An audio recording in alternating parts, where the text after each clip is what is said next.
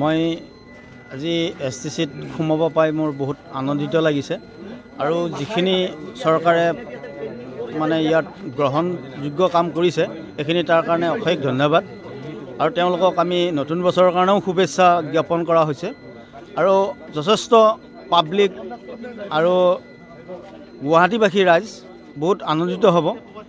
এইখিনি বাছে আমাক বহুত সুখী কৰিছে আৰু এইখিনি বাছৰ পৰা আমি হয়তো বহুত আগলৈ আগবাঢ়ি যাব পাৰিম বুলি আমাৰ এটা নিশ্চয় আশা থাকিলে। ইয়াত স্পেচিয়েলি সুবিধা এইটোৱে আছে, মানে ইয়াত মানে আপোনাৰ এজন ধৰক এই শাৰীৰিক অসুস্থ মানুহ এজন যদিও গাড়ীখনত উঠিব লগা হয় তাৰ ব্যৱস্থাও ইয়াত গাড়ীখনত আছে আৰু তেওঁলোকক মানে সম্পূৰ্ণ কণ্ডাক্টৰ বা ড্ৰাইভাৰজনে সম্পূৰ্ণ সুৰক্ষা দিব পৰাৰ কাৰণে ব্যৱস্থা আছে। তাত CC কেমেৰাও ব্যৱহাৰ 4টা কেমেৰা ব্যৱহাৰ কৰা হৈছে আৰু বিভিন্ন মানে বস্তুৰ পৰা সাৱধান থাকিব পাৰিব এই গাড়ীখনৰ পৰা। তাৰ কাৰণে আমি অশেষ মানে চৰকাৰক আমি অশেষ ধন্যবাদ জ্ঞাপন কৰিছোঁ। মনত বহুত আনন্দ হৈছে আমাৰ। এই আমি নতুন চিটি বাছ চলাম, সেইটোক লৈ আমি বহুত নথৈ আনন্দিত। এইটো ভাল পদক্ষেপ, কাৰণ এইটো ইলেক্ট্ৰিকেল বস্তু, এইটো বায়ু প্ৰদূষণৰ কাৰণে ভাল প্ৰজেক্ট হয় এইটো আৰু আমাৰ পাব্লিকৰ কাৰণেও ভাল সুবিধাজনক গাড়ী আৰু ড্ৰাইভাৰৰ কাৰণেও ভাল সুবিধাজনক গাড়ী এখন। আসলতে আজি 200খন বাছ ট্ৰান্সপোৰ্ট বিভাগেৰ জৰিয়তে লোকাৰ্পণ কৰা হ'ব আৰু এই যে 200খন বাছ আনা হৈছে এইটো স্মাৰ্ট সিটি ফাণ্ডিঙৰ জৰিয়তে আনা হৈছে।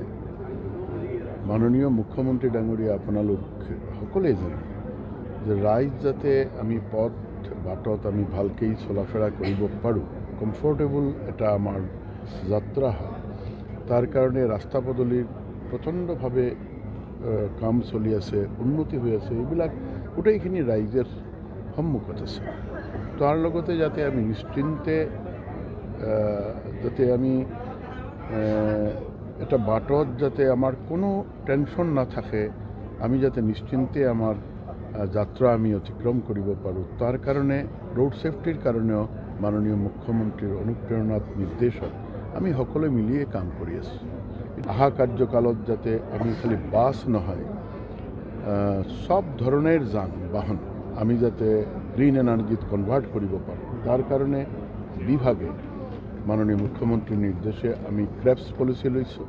আমি নতুন কৰি যিসকল গাড়ী কনভাৰ্ট কৰা হ'ব গ্ৰীণ এনাৰ্জিত, ইয়াতো ইনচেণ্টিভ দিয়াৰ ব্যৱস্থা আছে।